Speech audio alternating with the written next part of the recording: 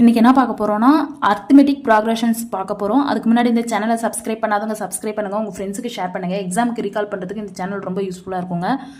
இப்போ பாருங்கள், find the number of terms in the arithmetic progressions. உங்களுக்கு வந்து சீக்வன்ஸ் கொடுத்துருக்காங்க.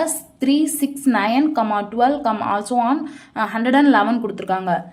இதோட ஆப்ஷனும் கொடுத்துருக்காங்க. இப்போ இதோட ஆன்சர் என்னங்கிறது பார்க்கலாம். அதாவது என்னோட வேல்யூ கேட்குறாங்க, நம்பர் ஆஃப் டேர்ம்ஸ், அதோட என்னோட வேல்யூ கேட்குறாங்க.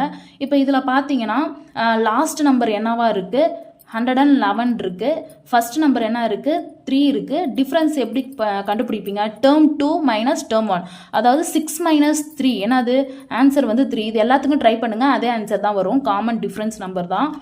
இப்போ இதோட ஃபார்முலா என்னன்னா, n is equal to L minus A by D plus 1. இதோட ஃபார்முலா எல்லுக்கு வந்து என்னது 111 மைனஸ் ஏவோட வேல்யூ வந்து என்னது 3 பை டியோட வேல்யூ 3 ப்ளஸ் 1. இதை சிம்பிளிஃபை பண்ணுங்கள். 111ல் 3 போயிடுச்சுன்னா என்னது 108 வரும்.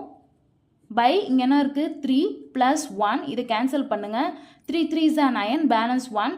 இங்கே என்ன வரும், 3 6 18 வரும். அப்போ 36 ப்ளஸ் 1. இதோட ஆன்சர் என்னது 37. ஆப்ஷன் சி தாங்க இதோட ஆன்சர். அப்படியே லைக் பண்ணிவிடுங்க. தேங்க்யூ.